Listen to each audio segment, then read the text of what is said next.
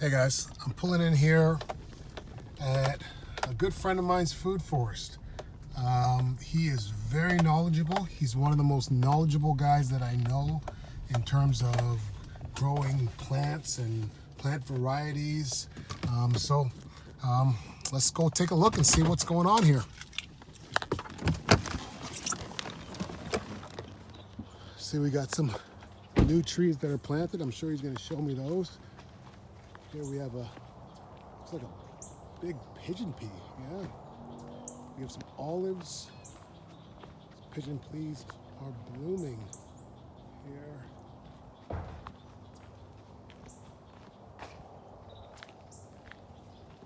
And here's the man himself. Hey Dave, how you doing? So this foggy is morning actually. It is very foggy out here.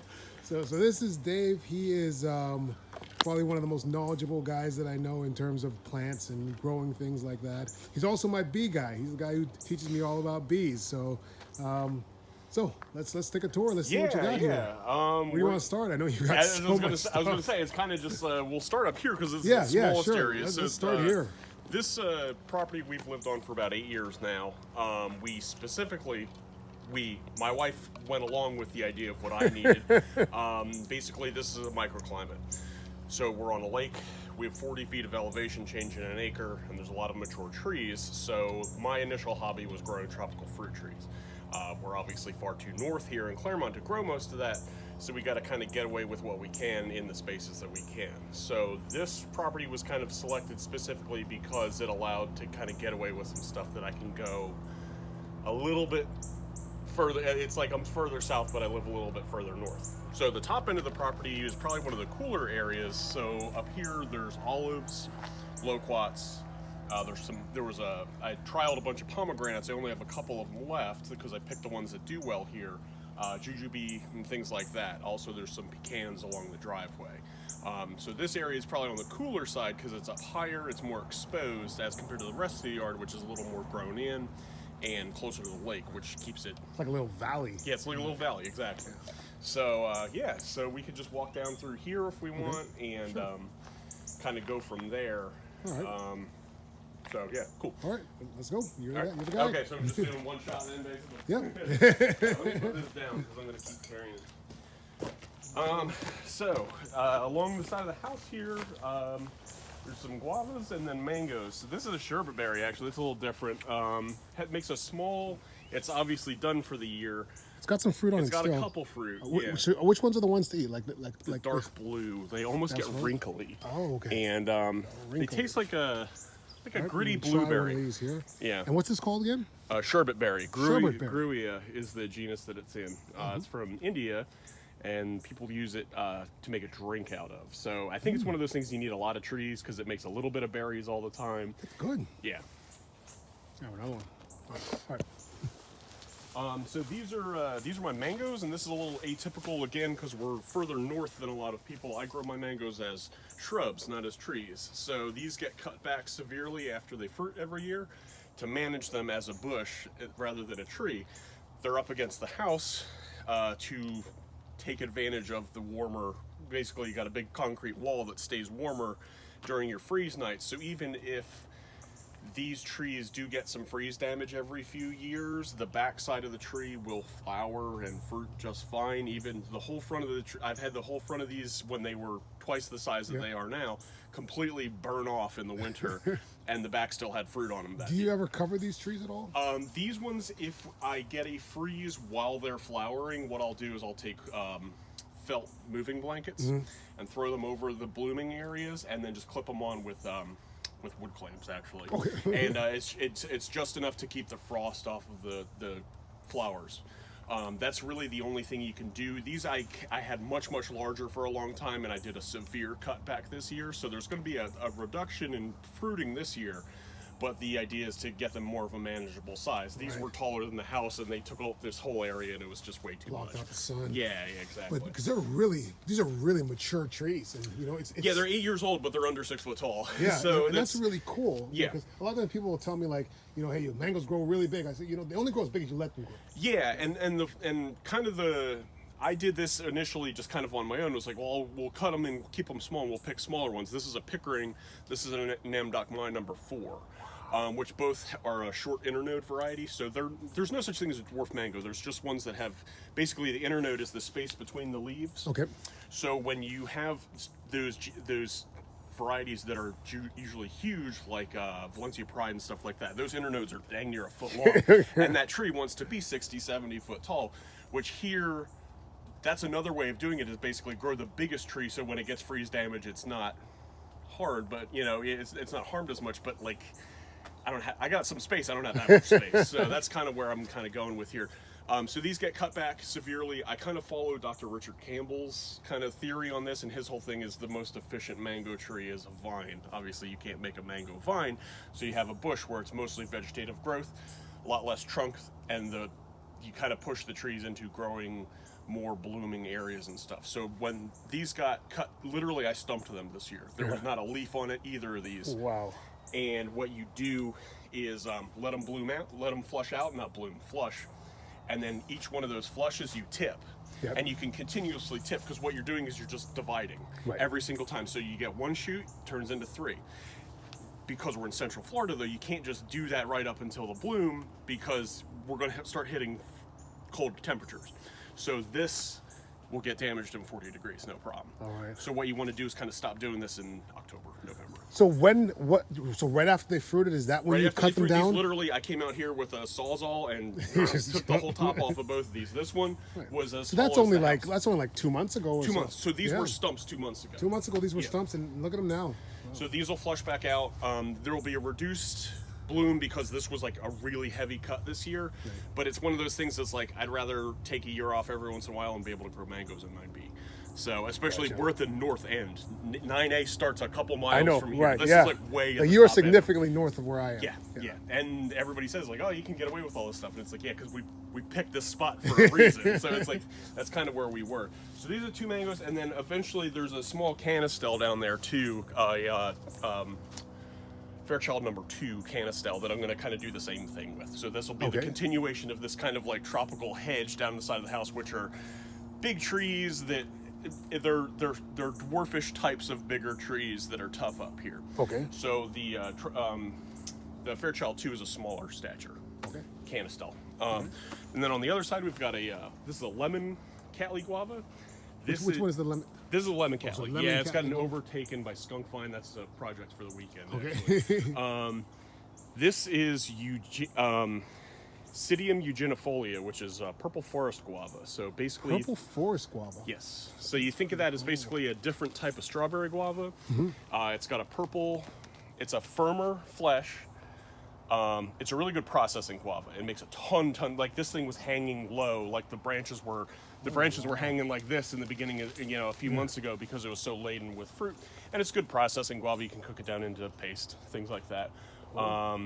It's a little sour ripe, but it's so precocious that you end up with so much of it.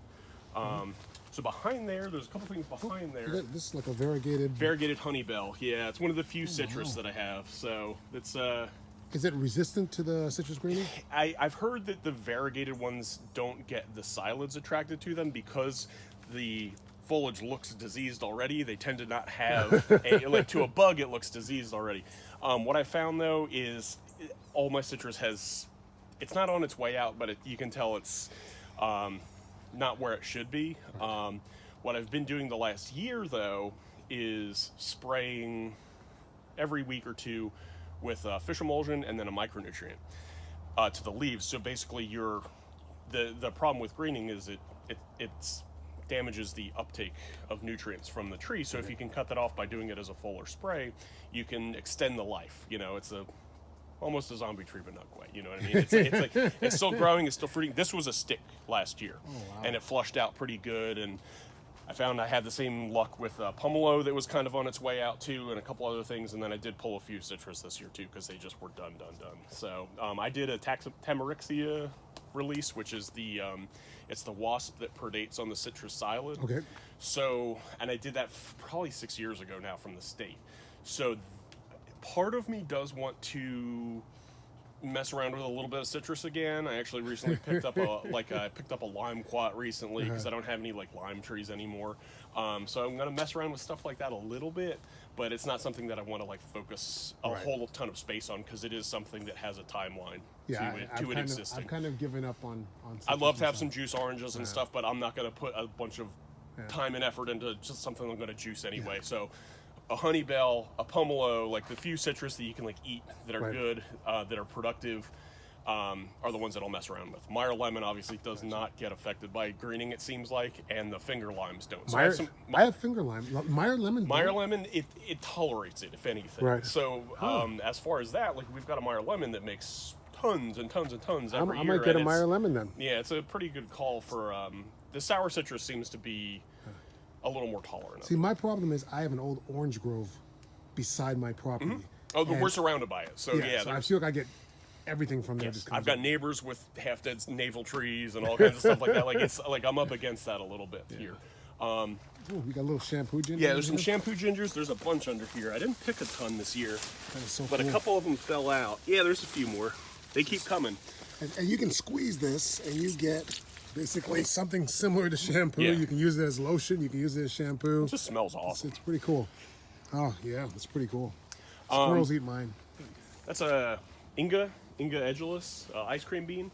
The Inga edulis does not fruit well in Florida, apparently. It grows well. Almost a swampy tree, apparently. I was talking to somebody recently, and they said if you can just water the heck out of it, you'll probably get it to flower, but it's on the top end of my property. I don't think I'm going to bother with that for the most part. But it grows great. It looks awesome. It looks like a nice fruit. I've seen some other flowering and fruiting Ingas around town, so I'm probably going to be knocking on doors at some point to get seed of those varieties that do well out here. It's Costa Rican mint, Costa Rican bush mint. It's a kind of a cool, mint's tough sometimes down here. This is a bushy plant that's tropical. It's really intense mint. Does a lot better. This is Grumichama. Which is a cherry, Bing cherry, and this is a Vexator, blue grape, Jaboticaba relative. What do you have on the ground here? This is something that I would never recommend anybody grow. It's called Piper Sarmantosum, called lolot. It's an herb. It's in the Piper family, so it's a pepper relative. The leaves are used in Southeast Asia as a wrap for food. And in like salads, kind of. It has a black pepper flavor to the leaves. It's gorgeous, but it is also invasive. I don't know if it's invasive, but it's very aggressive grower, borderline invasive. So it covers this whole area, and luckily I can mow around this whole area to kind of keep it in check. But it's something over time I would probably rather get rid of because we use or keep it in a pot. You know, it's not something you need that much of. This is a cinnamon. And then this is overgrown from the. I love the leaves on the cinnamon. It's so distinctive. Such a cool looking tree. And this actually fruited this year. It makes a small fruit. Cinnamon makes a fruit? Yeah, it makes like a berry kind of. Wow. Almost like an allspice. Is it? Oh, do you use it? I ate it. I don't know if it's edible or not, but I tried it. And I planted a seed, which is somewhere in the nursery. But it only made one. But this is in a pot. It's a tough thing to grow this far north, but what's cool about having the big oak trees and stuff like that, it is something that is perfectly happy in shade. Right. So eventually what I would like to do is do the thing where you coppice it to the ground and you let it grow up new stalks and then you pull the bark, but it's like, that's project number 453 out of 800. Yeah, I just planted a cinnamon tree this year. And I put it, it's really enclosed with a lot of trees around it, so I think it'll be okay. Yeah, and a lot of the ones that I've seen in the Orlando area, somebody has, tucked under another tree or something like that, and it seems like if you can keep the frost off the leaves, it's okay down to the mid-20s. It's not going to be happy. It's going to die back a little bit, but it is something you can kind of get away with. So this is just an overgrown nursery area. There's a bunch of garcinias in here that need to go in the ground and things like that. Is that a cocoa there? Or cacao? No, that's a raw sapote. But it's, I think it grew up from the rootstock. That's been in a pot way too long. But most of these are garcinias that are really, really cold sensitive. This is a frost structure that has been overgrown, and I just have another project to do. But now that the yard's a little more grown in, I feel comfortable putting a lot of the stuff in the ground. Are these yams growing up here? No, these are this is the island of invasive Piper species. So there's Piper Sarmantosum, there's the root beer plant, the Autumn, and then this is betel, Piper betel. So this is another edible leaf betel. It's also people that chew betel nut, which is like almost like it's a stimulant in parts of the world. Really bad for you, apparently. But this is the wrapper. Does it have a pigment in it? Yeah, it makes your gums red. Okay, yeah, and like it's a very strange thing. But they use this as the wrapper for the betel nut, which is it's a palm nut, which is has the stimulant in it. So they take this, they take hydrated lime, put a little bit of it, and put it in like, somebody put in a dip of tobacco or something like that. Yeah, exactly. Now the root beer plant, is that one over there? That's the tall one up top with the long. Okay. And the leaves taste like root beer? Or? The leaves smell and taste like root beer. Hoya Santa is another name for it. It's cool. It's another one that gets out of control, though. That's why I'm kind of glad this stuff kind of all accidentally ended up in an area where I can mow around and it can be controlled, because it does. They're all aggressive growers. They're probably all better in pots. That just wants to escape. Yeah, this is the island of invasive piper species. So that's kind of what I'm sticking with for now. So we can walk this way. There's some stuff, and then we can walk down the back of the house too. Sure. Either or. We'll just walk this way. I'm following you. Yeah, you're just following me. Okay. So you got some Mexican sunflower here. Use that for your... Yeah, that's the mother plant that I'm using in other parts of the yard. Eventually, that's going to come out, because that was planted there temporarily, and it's became permanent, and it shouldn't be. There's a miracle fruit that's starting to. Oh yeah, mine it's got flowers all over it. Yeah. There's another one on the other side by that cinnamon too. We got a Moringa here. Yeah, there's a Moringa. That was in the nursery. I think that fell. Now, one thing I notice about miracle berry or miracle fruit is that there's nothing on it one day, and then all of a sudden there's ripe red berries. Yeah. Just like immediately, it seems. Yeah, the berries grow fast because they make those little tiny. This time of the year is when they really take off. But these are little flower buds. Yeah. And they make a little tiny white flower. It's not conspicuous, so you don't notice them until there's a red berry on them. You're like, wow. It is funny. One of those things, though, too. Like you want initially. You get one, you eat a whole bunch of stuff with it for a while, and then you're just like, I don't know what to do with these anymore. Exactly. Yeah, you just get so many of them after a while. I froze some. You can freeze them. And they work perfectly fine. And that chemical that's in it isn't denatured by freezing. Yeah. So you can keep them forever, and that's what I do a lot of times is I'll just freeze them, and then if people want them, I'll give them to them. I've got the sun behind you there. Oh, yeah. So this is the root beer leaf. I can just chew this? You can eat it as is, yeah. It's more of a scent. The flavor's more bitter than the scent is, I feel like. Big time, And this is another one, it comes out, it's like stoloniferous, so it comes out and it will shoot runners all over the place. But it's so huge that you can kind of just cut it down and crack it down. They actually use it as a chop and drop, too. Okay. This is a little dwarf sapodilla that's in a little too much shade. But it's got a bunch of, it's got fruit on it, yeah. Are those ripe, or? No, these are the one from Thailand. It's a M-A-K-O-K, Makok, I guess. They make like more of like a longer fruit, and what I like about this one is it's really juicy. So a lot of times the sapodillas are a little on the dry side. These ones are like juicy actually, and they don't have as much grit as the other ones. I was going to say you want to. Here, let me go on this side here. Yeah, but the sapodillas they taste like brown sugar. They're really sweet. They're really good fruit for those of you that haven't had them. And then they're also one of those ones we're talking about, like pick the small version of the big trees. If you go down to Miami, there is sapodillas that are as big as any live oak in this yard. They are a huge tree. This one and then Silas Woods can be maintained smaller. There's a Silas Woods on the side of our carport that fruits like absolutely crazy, and it's not quite ever-bearing, but it's like it bears a few times a year. And the fruit are real small for a sapodilla. Most sapodilla fruit are like this. It has a smaller fruit, and it's a good flavored one. This one does taste better, though, I will say. Yeah? I do like that one a lot more. We got a pepper here? Ahi dulce. Yeah, there's some all over the yard. They're bird introduced. Really? Yeah. I have a few of them that and they grow really easy? Yeah. It's just a. How do they taste? It's a habanero with no heat, so it's a seasoning pepper. So usually, like you can make sofrito with them. That's usually what we do with them. And then I pickled a bunch. I've made like pimento cheese with them instead of birds eating seeds and dropping seeds. Yeah, because they get into them and they eat them. Can I pick this one and yeah, that one's fine. That's orange. That's a little underripe. We've got a whole bunch. I mean to use the seeds. I want to grow some. I've got other ones. Yeah. Oh yeah. All right, let me get some seeds before I leave here. There's a June plum up here. Have you ever had that? Yeah. You've had June plum? Yep. Okay. Or not June plum. Java plum. Sorry. Oh, Javan plum. Syzygium Jamun. jambos. Yeah, Jamun. Yeah, I have a tree, but it hasn't fruited yet. Oh, I see the fruit up there. Actually, I've never even tasted the fruit. You want to try some? I'll cut some down. Well, that's a long way up. Maybe at the end we'll do it. No, afterwards. I got the. Oh yeah. I got a Okay. pole picker. Okay. They're like a Concord grape, but they have an astringency to them. Okay. What I recently learned was I was something that I bought this as something else, and it was pretty apparent that it wasn't what I bought it. Like it was something that was supposed to get 5 foot tall, and then it shot up almost 25 foot. Wow. So I was like, okay, that's definitely not what I thought it was. It's still a cool fruit. South Florida, it's invasive. Up here, it's not. I'll put it this way: it's not something we're going to sell because I think this is something that people should find trees that are established already and pick them out instead of planting more of them. Okay. You know what I mean? I just air layered one, and it actually took pretty well. I put some air layers on this last year for someone, and because they really were dead set on getting one, and they never picked them up, but they did take off fine. Yeah, it tastes like a Concord grape, but it has astringency to it. All right. And then what before I was saying, somebody told me they're like, well, you pick them off, you let them sit for a little bit, and then they salt them, and it kind of cuts the astringency a little bit. I don't know.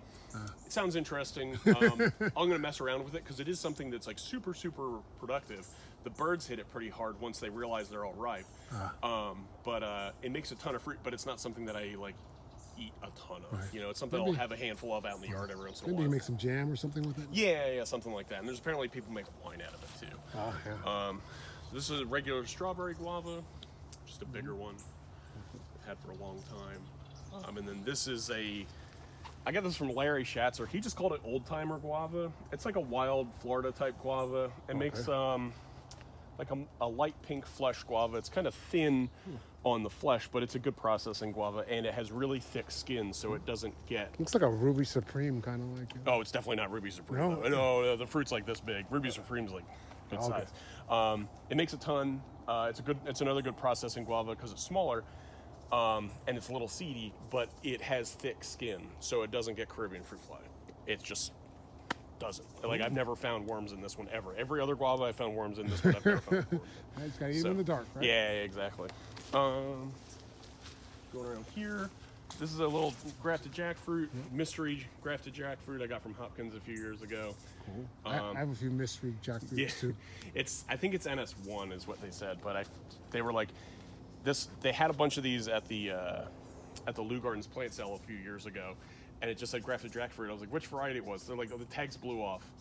It's one of 3 varieties. They're all good. So I was like, okay, I'll try it. I didn't know they had fruit trees at Lou Gardens. For the plant sale. Hopkins Nursery. They're down in Immokalee, I believe. Okay. This is Haitian basket vine. It's an edible green. You got to cook it first. It's real aggressive grower. Something if you want a lot of it, it's great. It's called basket vine too because it has a bast fiber, so you can make baskets. It's got a firm fiber in it. Okay. But the leaves are edible too. They're good. They're kind of like kind of collardy. You know, they're a little on the tougher side, but not like some of the tropical spinaches are tough, and this one's not at all. It does tenderize a little bit. There's Wampy, which is a citrus relative. It's kind of like the fruit's kind of like I usually call it like a lychee that's grapefruit flavored. It makes a little tan, almost like a longan actually. It's got a tan skin, and it's a little tart, and it does have like a grapefruit flavor to it. Kind of a hard to find thing. There's a couple selected varieties. This is just a seedling though that's super productive. Actually sent most of the fruit this year to somebody that from one of the online fruit groups. They grew up in China, where it's a popular fruit.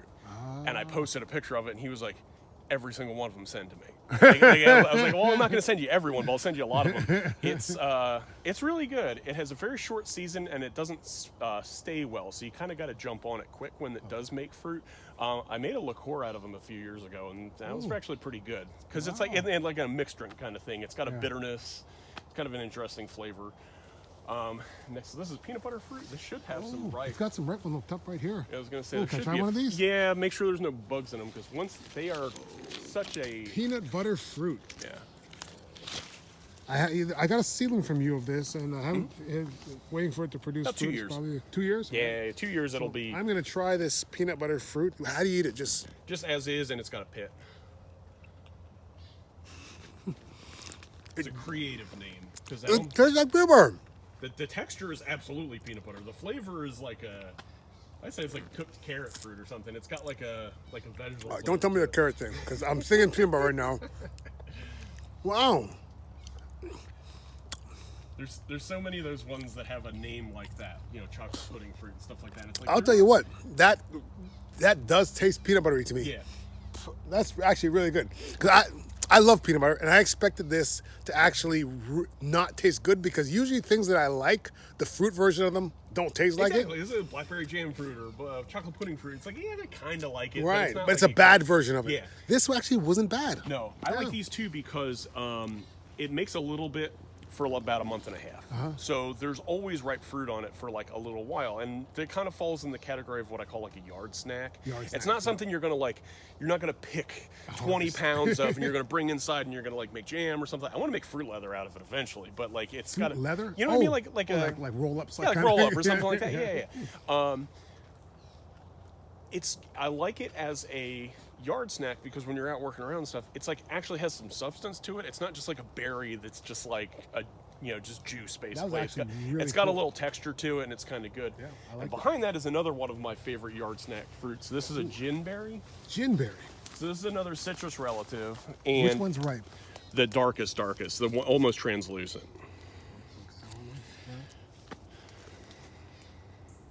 It's got the juniper gin botanical flavor. It's kind of spicy. Yeah, yeah, it's cool, and it doesn't get big. This is about as big as it gets. It's like a little bush.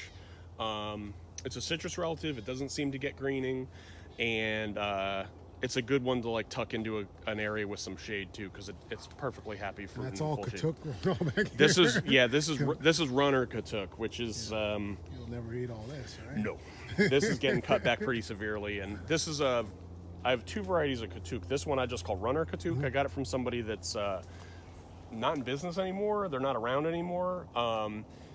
This is the only type that I've ever found, and I've had a bunch of people confirm that they've never seen it before either, that it's stoloniferous. It puts out a shoot underground and it comes up again. Wow. Kind of like almost like a runner bamboo. Yeah. So when we walk to the other side of this, you'll see the original clump of both. This one is just gigantic, and then the other one is just exactly where it was in the beginning. Katuk is a leafy green for you guys. It's a leafy green that you can eat in your salads. It's got a bit of a nutty flavor. It's really good. I have some of it at my place too. Yeah. I like it. What is it? The only plant source like vitamin K or something. It's got Wow. There's something unique nutritionally about it too. The only thing I don't like is I hate wasting it. Like I feel like I have it there and like it's food, and I feel like to use it as like fertilizer and stuff like that. I feel like it's wrong. This gets chopped and dropped a lot. Yeah. Same thing. There's a moringa here too. I don't eat as much moringa as a lot of other people do, and it's one of those things like it's here, it's great, you got to eat it, and it's like no, there's like everything else too. Diversity is a good thing, not just like the one thing. But yeah, this runner Katuk takes up a lot of space. This is a white sapote. White sapote, okay. And this is, I believe the variety is Redlands, and it's a light fruiter because it's the only one I have. So eventually I either want to graft some other varieties onto this one or get another tree, because this blooms incredibly in the spring, and I only get a handful of fruit from it. And Redlands is a smaller, like a little smaller than a baseball-sized fruit. Okay. Really good, just I wish I had more of it. Barbados Cherry. This is a Florida sweet variety, and of course the birds probably went ham on all the ones. Watch out for this cactus. Yeah, there was a few on it the other day. What is this growing all up here? That is Kapi or Yaje vine. It's one of the parts of ayahuasca. So is it's this edible? No. No. Oh. No, it's ethnobotanical. It's a psychoactive. Yeah. It's half of it. It's the MAOI inhibitor of ayahuasca. As I get older, the interest in growing psychedelics is further, but the interest in doing them is like way down. So it's more just like it's the same reason. It's the same reason that I grow corn and stuff like that. These are plants that have shaped humanity, right? And it's kind of just a cool looking vine too, super tropical looking, and it goes. It amazes me that a Amazon rainforest vine can tolerate the cold for like no reason. This grows to the top of a live oak. Shouldn't this be like toast every year. You Yeah, know, I you think think so. it's probably never grown in anything below, it's totally adapted below to- 50s, but it's totally adapted. Is that regular edible ginger there? This is regular edible ginger, and then there's some Jaboticabas. There's a white Jaboticaba in here. Okay. And then this is a Grimmel Jaboticaba, the Adolf Grimmel one, which is a fuzzy fruit. These are probably a few years from fruiting still, and they're old already. Yeah. These things take forever. Yeah. There's a back, there's kind of on the back side of this. You want to walk around Yeah, to the sure. other side. Which way do we go? That's a oh god, it's another Jaboticaba relative, and I'm totally gonna blank on the name right now. Cambuca. Cambuca? Cambuca. It's an orange Jaboticaba type fruit. Cool. Bigger. That's another one that's a few years from Got some fruiting. pineapples down here. There's pineapples everywhere. Look, if you look around, there's pineapples under every tree. That's another project, is to bring them all into one area. 'Cause- Moringa? Yeah, some starting to fizzle out with the fall. Yeah. Time to harvest. Yeah, and then up against the house there's a couple Jaboticabas. There's a blackberry jam fruit. Oh, there's a Monstera. Monstera with. Deliciosa. Yep. Oh, wow. You got one on Yep. there. Yeah, a few on there. Yeah, there's 4 of them. They're actually sold already. I sold Sold? them on. Yeah, they're sending them to Ohio in a couple days. The fruit? The fruit, yeah. Oh, wow. Yeah, just somebody that another online person that I know was like, I'll buy them all. So I like them, but Cool.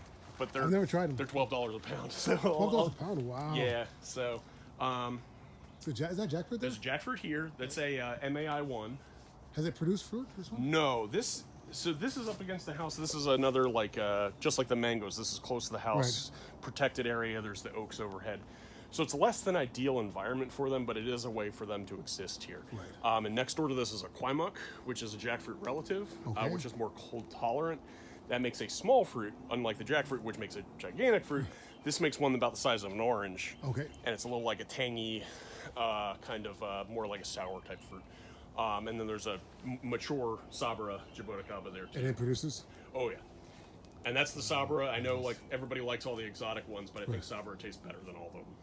It just takes 8 years. That's what I have, too. It just takes 8 years to fruit. So it's like, like our red What hybrids. is this? Candle nut. Candle nut. What does Yeah. that do? It's an oil nut. Oh. So this actually is. It grew through the pot. I had this area as a That's little a nursery. really little pot. No. This is neat. I'm gonna probably try to propagate from cuttings and move somewhere else. It's in the ground right now. It's in the ground through the pot. Well, did you see show you guys that. the eucalyptus on the side of the house is the same way. Oh, it's in a pot. It's a 70-foot tall, 5-gallon tree. I just had stuff stuffed under here as like a nursery area for a little while because I always tend to move that around the yard. But it's an edible. It's part of it has an edible nut, and then this is a canoe species from the Polynesians. So Okay. they used it as an oil. Cool. And you can actually you can light it like a candle. Okay. Yeah. Cool. So that's kind of cool. There's pandan, some other small little herbs and stuff like that. Trying to think what else is around here. Yeah, the Jaboticabas, that's a probably cool one. I like that one a lot. There's a Cuban red bananas. Okay. Macroot lime, bay leaf. Here's the other. These are all spent from the summer, but they're. I can grab one of these peppers? Yeah, you can grab one of them for sure. Oh, that one fell right off.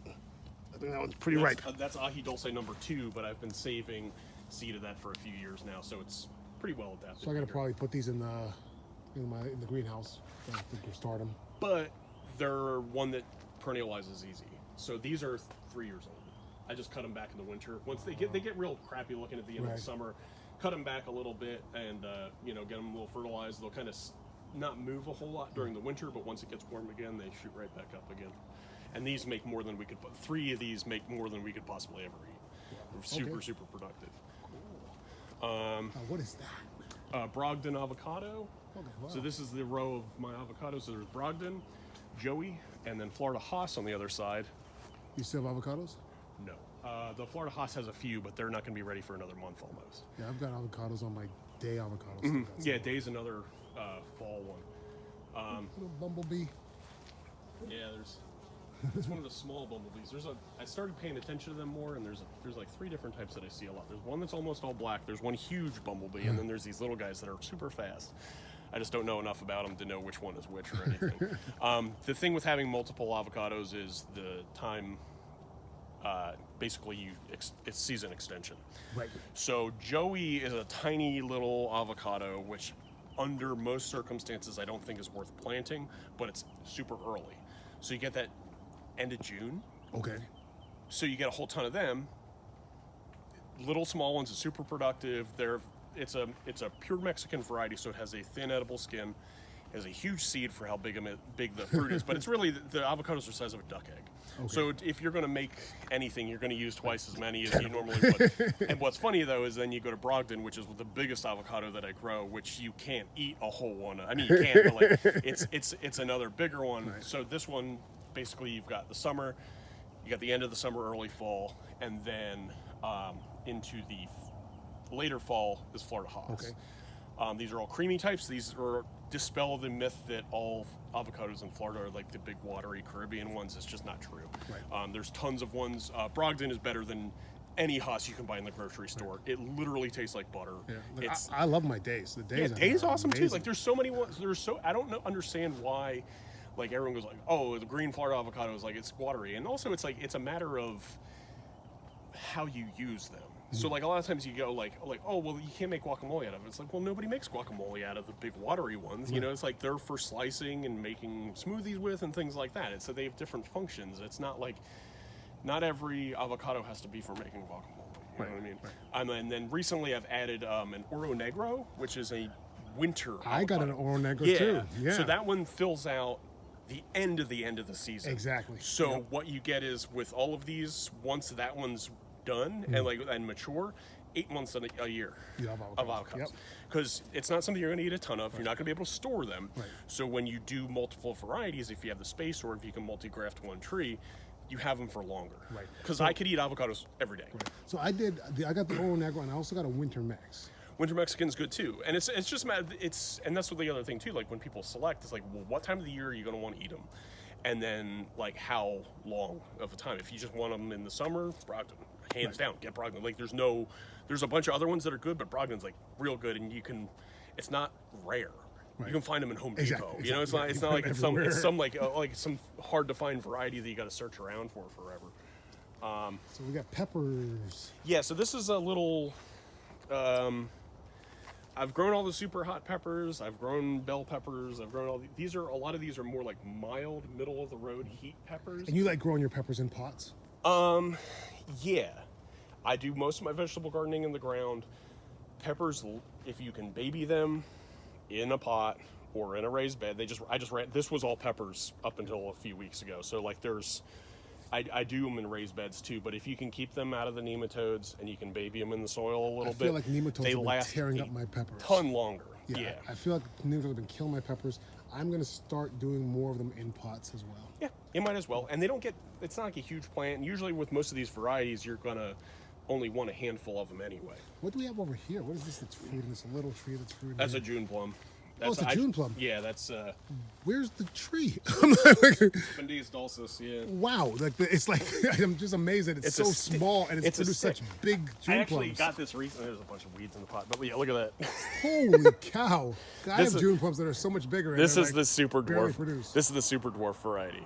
Yeah. This one you can keep under 6 foot tall. So this will eventually go in like a 15-gallon pot, and like I have both of mine are dwarfs as well. Yeah. This pepper, this is ahi charapita, $25,000 a pound dry. What? Yeah, it's a really rare seasoning pepper. Tastes like eating an ember. It's hot. It's cayenne hot, but it's got a really almost like a fruity like habanero. Can you plant it from seed? Yeah. This is mixed in genetically with all the other ones though. But can I grab a couple? Yeah. I've got seed of that that I got from somebody that will light you up. It'll light you up. All right, cool. They're good. They're really good. They are really hot though. They're not a super hot, but they're hot. Ooh, you see the? Unfortunately, I picked a lot of this stuff recently.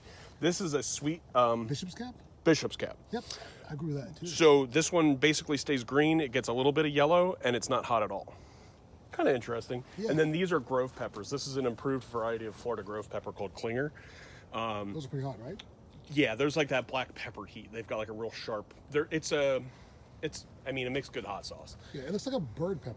It's a bird pepper, weary. There's like a A lot whole. of names there. There's a whole. Every culture has their version of Right. it, and it's all a little bit different. But this is most grove peppers that you see down here, which are more like the wild Florida peppers. It's a shorter plant.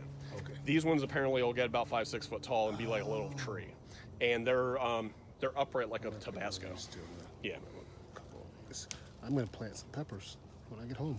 Yeah, just see what comes out of them because these are all Oh, this is a genetic lottery of peppers here. yeah, I'm sure there'll be. Yeah, there'll be a these pepper.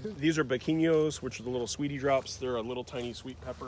I'll grab one of those too. These are Got a some- pepper collection here. Yeah, and then these are the favorite ones that I grew this year, and I think they're probably the best tasting pepper that I grew. This is a sweet baccatum that I got from Josh Jameson. He's doing a trial of like 30, 40 varieties. He wants to find a perennial sweet pepper that tastes like a bell pepper that you can grow as like a bush here for years and years and years. So he's got a bunch of. He gave me some seeds of them, and I told him about it. I was like, "These are good." He's like, "I'm beyond them now." He's like, "I got other ones that are better than that." So I'm like, "Oh, sorry," you know. I was like, "Oh, so sorry that I enjoyed the weird ones." They're a sweet baccatum. They taste like a baccatum, which are normally like fiery hot, but they're sweet, very, very good, and they're almost better yellow than they are red. Wow. I like them a lot, and you can use them as like a frying pepper because they got a little tiny bit of heat, Right. so you can cook them with stuff, and it's not like overpowering. And it's a pitcher plant. Yeah, pitcher plant. That's pretty cool. That's just there like a novelty kind of thing. Yeah. I do. There's a handful of ornamentals. Yeah, there's my gardening is leaned towards edible, but You're loving the papayas here, huh? well, this is a trial. This is 4 commercial varieties. So Okay. there's Red Queen, Tainung 1 and 2, and then Nonyu. All of these are hybrids, so you're not going to be able to save seed on them. All of them are either female or hermaphrodites. There's no males Gotcha. because it's a hybrid. So you'll see the shape of them are different. The hermaphrodite ones tend to be longer, and then the females are the rounder ones. So Red Queen, I think, is probably going to be the one that I like the most. If you notice, they're shorter and have produced more. These are 8 months from seed, which they could be bigger. Honestly, they stayed in 1 gallons a little too long, and they got a little bit stunted. But so this is eventually, most of these are going to get taken out, and there's only going to be 1 or 2 of each variety. I have red queens too. I have a couple. Did I give you Red Queens? No, I just have them. Gotcha. I think I got them at like Lowe's. Red Lady. Oh, red ladies. Red Queen is an improved variety. Ah. Yeah. And so all of these are different flesh-wise too. Nonyu has yellow flesh when it's ripe. Okay. And then these are the Tainungs are more like orange. The Red Queen is like it looks like salmon flesh. It's like red. One of my Yeah. discoveries was that I don't like papaya. Me either. I think papaya are an excellent vegetable. Green. They aren't my favorite fruit ripe. So this is an experiment too of like, let's pick all the ones that people put a ton of effort into hybridizing into excellent fruit and see if one of these are going to be the one that I like ripe. I had a ripe one when I was visiting someone down in Homestead years ago, which was incredible. It tasted like a cantaloupe. It didn't have that that acrid flavor that some of them get, Yeah. which is what turns most people off of them. smell That even musty, yeah. It didn't have that, and it's Right. like I feel like now I'm like questing for like searching for that. that one fruit again, which I think was probably like a Red Queen type. Yeah. I feel like there's potential in it, but I just didn't like the ones I had. Yeah. Also, too, I've been. I know it's like it's cheating, but like a lot of the stuff that's like sour or weird, I got real into putting tahini on like fresh fruit all the time, which is a chili pepper salt condiment from Mexico. It tastes awesome. Yeah. I eat more star fruit now than it. I used to just juice a lot of star fruit. I just eat them fresh sliced now with tahini on them, and it's like, Really? yeah. It's like, it makes it a little sour, a little bit more complex flavor. Some of the more simple, just sweet fruit, Right. star fruit, papaya, stuff like that. You know, mango, you're not gonna put it. Well, you can put it on mango; it tastes good too. But like, you're not gonna want to. Oh, your dragon fruit Shush 'em is up. growing Yeah. like crazy here. Yeah, this is a Haley's Comet, and then behind it is a white flesh, which is a pollinator for it. Okay. The problem with Haley's Comet is it's not self-fertile. So this blooms, if these are off cycle from each other, no fruit. So recently I got another 9 varieties. I'm going to put a bunch more stakes of dragon fruit around because Haley's Comet is probably the best dragon fruit I've ever had. Yeah. As far as like a pink flesh, there's some reds that I've had that I like more, but that like pink flesh, the biggest one that I picked last year when they cycled at the same time was almost 2 pounds. It was enormous. Really, really good. That is amazing. And if you've bought Haley's Comet Dragon fruit from a handful of Central Florida nurseries. This is where it came from because I cut this one back real hard. So Luke and Lonnie, Really? yeah, and all them, they got it from you? Yeah, got it from me. Wow, that is so cool. Yeah, it's a good one. Dragon fruit was one of those things that I just like planted one of, and I didn't realize that like. Just like everything, you learn as you go. So it's like, okay, this isn't going to fruit by itself. So I got that white one, which I don't know the name of actually. And then I got some other ones that are what they call like a universal pollinator, because most dragon fruits are hybrids of a handful of species. So there's one called sugar dragon, which is a good dragon fruit, but its pollen size is actually why they don't work together. They have different size pollen. So when bees and moths usually at night go into them, even if they transfer pollen, it's not always going to take every time. Gotcha. So apparently the sugar dragon is like everybody gets along with it. So that's what I'm going to plant a lot of that, and then so I'm going to do like probably a couple more stakes in here. I'm going to get rid of these bromeliads and kind of clear this area out. Cranberry hibiscus sprouting up. It's a fantastic weed. So I can get some more cross-pollination dragon fruit, because I want it. Dragon fruit's heaviest right after mango and lychee season. It's a lighter fruit, so you have two of your main tropical fruits of the year, which are heavy, dense, overly sweet fruit, and then you follow it up with something that's a little bit lighter that tastes good. You know, a little dessert. You throw it in the you throw it in the fridge. It tastes good cold. You know, it's like it's not like another heavy fruit. It's like the perfect season for it. So I want to grow a lot more of that. Okay. So yeah, cool. and that's a lucma behind there. That's probably never going to fruit here. What's it? This? Poteria lucma. It's a canistel relative. It's a high elevation tropical. Holy crap! Are you serious? What, is that fruit? Is that? No, that's just damaged leaves. I was like, Okay. it looked like a spent flower for a half I saw second. that too. It looked like little it's tiny fruit. Yeah. It looks like one. I'm like, no way. I was like, I'm not paying attention. Yeah. But it's just like Cherimoya, where it's like a Goldilocks plant. It doesn't like it too hot, doesn't like it too cold. So it likes that high elevation tropical, which is more like a tempered climate. Okay. It's cross your fingers, maybe something will happen. I got it as a seedling from Larry Schatzer, and he's like, it's not going to fruit. I was like, I'll try it. So, TP plant. What does this do? Seasoning? No, you can make a tea out of it, and this is the Rob Greenfield toilet paper plant. It's like nature's wet wipe. And there's a green sapote behind there that's getting shaded out. But that fruit, that's if you want mamey in Central Florida, get green sapote. It's a tiny little tree. Even the ones I've seen down south aren't particularly large, and it's basically a mamey that's this big. That's tolerant of cold. I realize I don't really like mameys. Oh, really? Yeah. I love them. Yeah. That's the most meal fruit you could. You make a mamey. If you make a mamey smoothie, you don't need to eat for the rest of the day. That is so dense. But this is like a big old sweet potato. Yeah, this is like a single serving mamey, and it's cold hardy down to 26 degrees. Really? So they're hard to find. Not a lot of people it seems like nobody produces them, or people don't know about them. But does the fruit take like 2 years to ripen? Yes. Yeah. So this will have this. I had this in pots, fruiting by itself. It doesn't need a pollinator for years and years and years. I put it in the ground. It had a little bit of dieback initially, so I trimmed it down. It's coming back really good. But it'll make fruit. The little tiny tree like that'll make 3-4 fruit a year. Right. And it just takes forever to grow. But yeah, same thing as mamey, though. It takes a long time. So you'll have flowers, immature fruit, and maturing fruit at the same time on the tree. Cool. So, and this is all vegetable garden this way. Some corn growing here. Yeah, this is a variety from Zimbabwe. It's a maize, dent corn, field corn. Cool. I just planted some corn. Yeah, this is one of the tropicals that you can start in the middle of the summer. So this one's got, the corn's already on. The raccoons hit this hard this year. But this is just a little tiny planting just so I can plant a ton next summer. It's just for seed. And then this is getting into, the winter weather. You got your roselle or sorrel down here? Yep, yeah. Wow, it's doing great. Yeah, there's a couple different varieties. Mine did great last year, and then this year the squirrels will not let any of it exist. Yeah, so there's a couple different varieties in here. There's that fat one, and then this is the really cool one.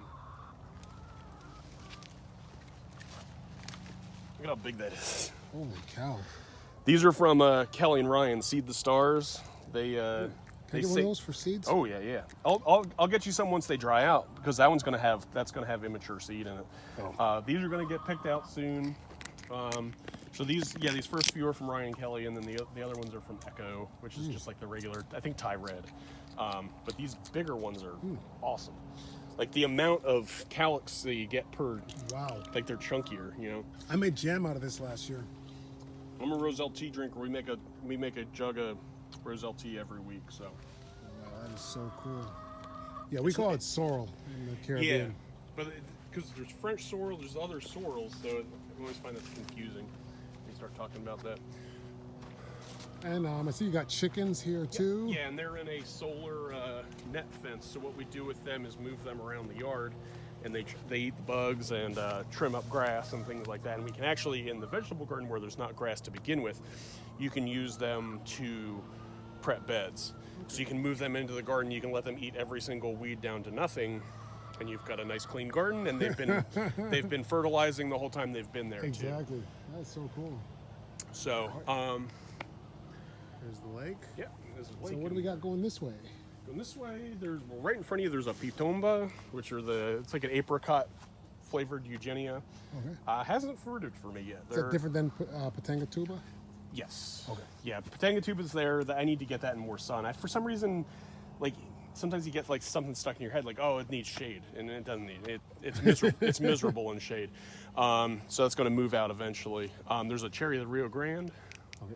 Purple possum passion fruit, which is going to go up the oak. Okay, cool. We can walk around the other side here. Sure. Let's go. What's this? Cherry of the Rio Grande. Oh, cherry Rio. Okay. Which is a awesome tropical that tolerates firebush. Yeah, just firebush. Yep, just pollinator retractor. And there's a longan, which made way too much fruit this year. We got half our freezer is frozen longan still. That's a big problem, huh? Yeah, too much fruit. Yeah, too much fruit's not a bad thing. And this has there's one this is an annatto tree, the spice. Oh yeah. And this I wish it came like a week or two from now, because there's flower buds on this. The flower buds look like a pink dogwood flower, about that big. It's one of the prettiest ornamental spice plants. Wow. Still has some pods from last year on it, because this makes so much that like we've got jars and jars and jars of it, and it's like we use it in beans and rice, and that's about it. So on this one and this one is this plant growing, which I recently got from somebody down south. It's called Bombona. It is a tomato relative that makes a tangy, kind of acidic fruit that kind of like a naranjilla or a lulo. Okay. But this is like a vining one. It's one of those funny things where like somebody gave it to me. They were like, "Yeah, it's good. It tastes like it's like tangy and sweet." And then I've talked to other people, and they're like, "It's a solanum, and I don't know if it's edible because it tastes like." I think they said it tastes like half poison. Half poison. Well, as long as it's not full poison, then it's edible. Well, Weird Fruit Hunter on YouTube, he tried it and loved it. So it's like I don't know. So it's like I'll grow it and form my opinions on it afterwards. Yeah, poison is in the dose. Yeah, right? yeah, exactly. There's some bananas. This is I like this one. What do you call it? Oh God, it's a plantain, huamoa. Okay. So it makes the big sausage-looking. Okay, nice. Make a tostone out of that's the size of a plate. And there you got some starfruit. Yeah, there's starfruit. That's a B10 starfruit tree, which I thought was B17 when I bought it because I just rushed and picked it up. It's a good one. It's not the best. I've got it's probably carry over there. I got a mystery starfruit that I like a little bit more. These are my lychees. Nice lychee It's tree a here. Mauritius. Beautiful. And then there's this is a sweetheart. Or Sweet Sensation if you want to avoid the patent. Sweet Sensation is my favorite lychee. It's big, it has a small seed, it has more lychee flavor, like that musky, rich flavor that I like a lot about lychees. It has that in just tons of that flavor. I always say, this is the one that I sit out in the yard and don't make it in the house, and I just eat them off the tree and make myself sick on. And then the Mauritius is the one that I sell and give to people. Gotcha. So Mauritius is fine. This is the one that you see in the grocery stores the most part. It's good when it's dead ripe, but it's that one's so much better. It's a what? We have about 5 minutes left. Okay, cool. Gotcha. You, goddamn. I know you. I know we can go on forever in this yard. It's like crazy. We got to rush the last Sugar bit of apple. this. That's an imbe, which is another. That's an African Garcinia, which makes a little sour fruit. This is Aki. I didn't think you could grow that up here, but I've seen so many around town. I'm willing to try it. I know. I definitely want to get an Aki. And then I need to get somebody from the Caribbean to show me how to pick it, because Yes. I'm not killing myself with Exactly. fruit. You've got to definitely be careful with that one. This is the pomelo that I was talking about earlier. Oh, wow. Beautiful. That came back to life a lot. Wow. That's been the fish emulsion spray and micronutrients seem to. This was sticks. It made one fruit last year. It's got 3 or 4 big ones on it this year. Wow. And that last year's fruit was terrible. So, going this way. Like this garden goes on forever, it seems, and we didn't even cover really what's down the driveway too, because I know you have stuff up there. Yeah, there's too. stuff up there. This is red hybrid Jaboticaba. That's the one. If you want a Jaboticaba that fruits all year. Yep. Red hybrid. That's the one. Okay. Yellow Jaboticaba. Got some cassava. Well, that's just this is that one's formerly chop and drop. The main cassava patch is here. Oh, there's the cassava. More Jaboticaba. Yeah, these are another Sabra. There's some other Sabras over there. There's a couple coronadas over there. Yes, that's Yellow. Yellow, yeah. There's a Cask Guava behind there, which is a sour guava from Costa Rica. This is a Cherimoya that's doing exactly what a Cherimoya in Florida would do, which is basically hold on to existence and not fruit. So I think that I need to get rid of my Cherimoya. Or just use it as rootstock. Right. I'll tell you what, I have it in. Yeah, I'm going to graft sugar apples onto it. I love sugar apples. This is I bought this as Mexican green guava. It's probably Barbie pink. It's just a good middle of the road guava. This is cassava. Cassava, wow. And then there's huge. yams behind here. This is yellow. It's been so dry that they dropped a lot of leaves. This is about 40 plants, and what I do with all of this is turn it into flour. Flour. So So you make your own flour. Yeah, make my own flour. Make cassava and then dent corn. I can make my own flour for the whole year. That is amazing. yeah. And here's the beehives. Some bees, some figs with some figs still on them. That one's got a way to go. Texas everbearing. And then there's some bananas down the front here. There's yellow mambin. That's a che, which is a non-tropical. That's a temperate mulberry relative that makes like a fruit that looks like a somewhere between a mulberry and a lychee, and it kind of tastes like a figgy flavor. Okay. And these are eventually. This is a everbearing mulberry that's getting taken out, and then the bees are getting moved somewhere else in the yard. Why are you taking the mulberry out? Because it's a bird feeder. It's not a fruit tree. It's dwarf everbearing. I got a couple better varieties now, so I'm going to replace them with them up the driveway where it doesn't matter if it's cold. So this one's going to come out, and then this is going to be all bananas down by the I'm kind of lake. tired of my mulberry too. I've tried to graft a lot of Pakistani mulberry onto it. But I just feel like it just, I don't know. The birds eat a lot of it.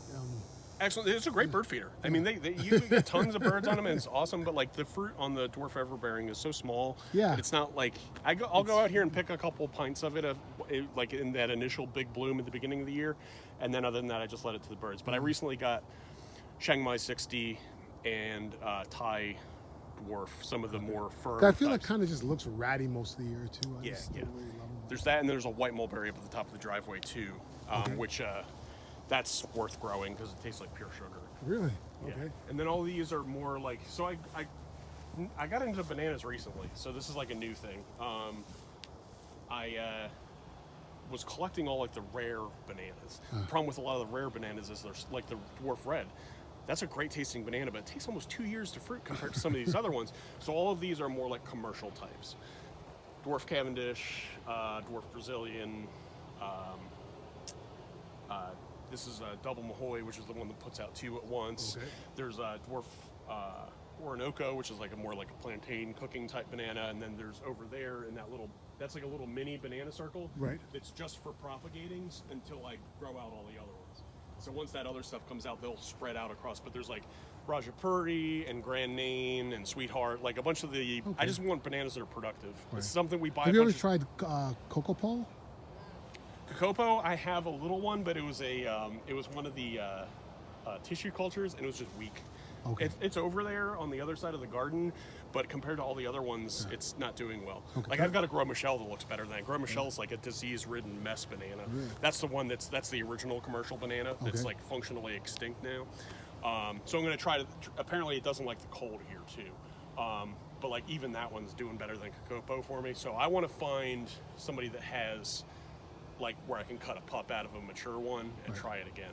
The only other fast cycle banana right now, right by our front door, I've got a Viente Cojo, which is makes a little teeny banana, and Okay. it's like really sour actually. It's almost Is it right beside the house there? yeah. I think I saw that. It has bananas on it right now. It's got a tiny little one. It's got that one's been in that spot for so long, and I haven't broken up the mat in a while, so it's just spit like this tiny little rack. Normally the whole rack on them is like this, and it's like this year. So, but it's like a weird flavored one. It's tangy. It's got like a lemony flavor to it actually. And then there's potato mint is the ground cover underneath. Okay. Too. Yeah, I've got some potato mint. It's amazing. I thought it was dead last year. And it just came Right back. Yeah, somebody gave me I bought a bag of little roots from somebody, and I put some in the garden. I was like, let's grow them garden style. Let's grow them in part shade under the bananas. Part shade under the bananas seems to do a lot better. Yeah. And I'm hoping that they function as a good ground cover. And being that they go dormant in the winter, you can pile mulch during the winter when it's dormant, and it'll come back through. That's what I'm hoping works. We'll see if that actually works the right way. Well, Dave, I've run. Okay. I know we could be here all day. This is we an missed a ton of stuff. amazing property. We didn't even get through all of it, but I'm definitely going to come back, and we'll probably do like a spring visit here where we can maybe see what's happening in the spring. But this is an amazing property you have here, man. You know, your knowledge always amazes me. You know, thank you so much for letting us visit with you here, and we will definitely be back. All right. Sounds good. So thanks a lot, man. All right. All right, guys. That was an amazing tour, but we didn't see all of it. So next time we are gonna try to maybe move a little faster and try to get through the whole yard if possible. I don't even know if that's possible. By spring, you'll probably have more stuff. But thanks for watching, guys. Like, subscribe, and we'll see you soon. All right. Bye, guys.